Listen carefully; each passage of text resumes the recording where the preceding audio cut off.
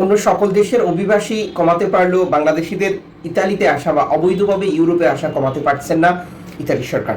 এই প্রক্রিয়ায় ইতালি সরকার আরো কঠিন পরিস্থিতি বা পরবর্তী পদক্ষেপ নিয়ে কাজ করছে, যা এর মধ্যে আপনি কিছুটা বুঝতে পেরেছেন। এই পরিস্থিতিতে আমরা জানাবো ইতালি সরকার কিভাবে লিবিয়ার সাথে কাজ করে বাংলাদেশিদের ইতালিতে আসার বিষয়টি আরো কমাতে চায় তার বিস্তারিত। আপনি যদি গেম দিয়ে থাকেন, অলরেডি অপেক্ষা করছেন লিবিয়াতে, অথবা বিভিন্ন দেশে অপেক্ষা করছেন লিবিয়াতে আসার জন্য, অথবা আপনার আপনজন অবৈধভাবে ইউরোপে আসতে চায়, গেম দেবেন, আপনাকে ইনফরমেশনগুলো পরবর্তী সিদ্ধান্ত নেওয়ার জন্য সহযোগিতা করবেন।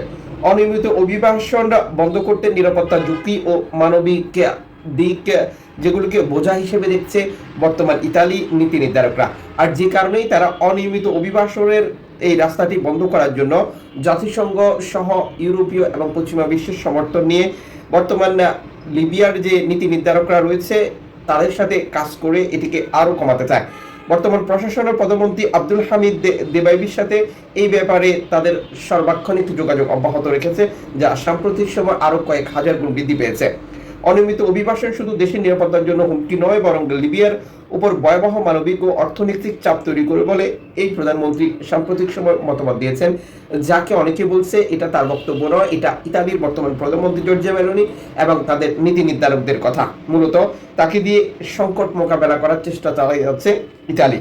প্রধানমন্ত্রী দেবাইবি জানান, আফ্রিকার বিভিন্ন দেশ থেকে হাজার হাজার মানুষ ইউরোপে যাওয়ার আশায় লিবিয়াকে ট্রানজিট রোড হিসেবে ব্যবহার করে। ফলে সীমান্ত নিরাপত্তা, অভ্যন্তরীণ স্থিতিশীলতা এবং আইন শৃঙ্খলা পরিস্থিতি মারাত্মক চ্যালেঞ্জের মুখে পড়েছে। অনিয়মিত অভিবাসন নিয়ন্ত্রণের বাইরে চলে গেছে, চোরাচালান, মানব পাচার, সন্ত্রাসী গোষ্ঠীর তৎপরতা এবং সংঘবদ্ধ অপরাধের ঝুঁকি বেড়ে চলেছে। লিবিয়ার মতো রাজনৈতিকভাবে সংবেদনশীল দেশে এই সকল বিষয় নিরাপত্তা আরো দুর্বল করে তুলেছে। মানবিক সংকটও গভীর হয়েছে বলে তিনি মত প্রকাশ করেন। লিবিয়া অবস্থানরত বিপুল সংখ্যক অভিবাসীর জন্য আশ্রয়, খাদ্য, চিকিৎসা, মৌলিকভাবে সহায়তা নিশ্চিত করা সরকারের জন্য কঠিন হয়ে পড়েছে। দেশটির সীমিত সম্পদের উপর অতিরিক্ত চাপ পড়ায় স্থানীয় জনগণ নানা সমস্যার মুখোমুখি বলে তিনি তার মতামত তুলে ধরেছেন।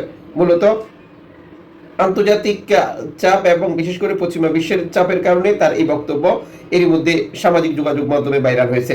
এই খাত বিশ্লেষকরা মনে করছেন যে বাংলাদেশিদের যে আশার তৎপরতা বর্তমান সময় লিবিয়ার উপকূল ব্যবহার করে ইতালিতে, এটা অন্য যে কোনো দেশকে পেছনে ফেলে একবারে প্রথম সারিতে উঠে এসেছে, যার প্রমাণ 2022, 23, 24, 25 প্রতিনিয়ত বাংলাদেশিদের অবৈধভাবে ইতালি আসা বৃদ্ধি পাচ্ছে, যেখানে অন্য দেশীয় অভিবাসী আসা কমে গেছে বা একেবারেই বন্ধ হয়ে গেছে।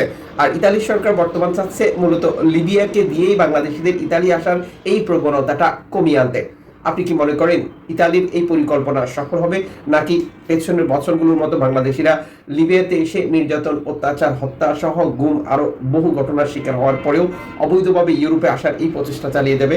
ঠিক যেমনটি গত 24 ঘন্টায় বহু গেম হয়েছে লিবিয়া থেকে ইতালি, লিবিয়া থেকে গ্রিস এবং আফ্রিকার বিভিন্ন দেশ থেকে স্পেনকে টার্গেট করে। দেখতে থাকুন আর যুক্ত থাকুন আমাদের ইউটিউব এবং ফেসবুক দুটি মাধ্যমে। চ্যানেলটি সাবস্ক্রাইব করুন, ফেসবুক পেজটি ফলো করুন।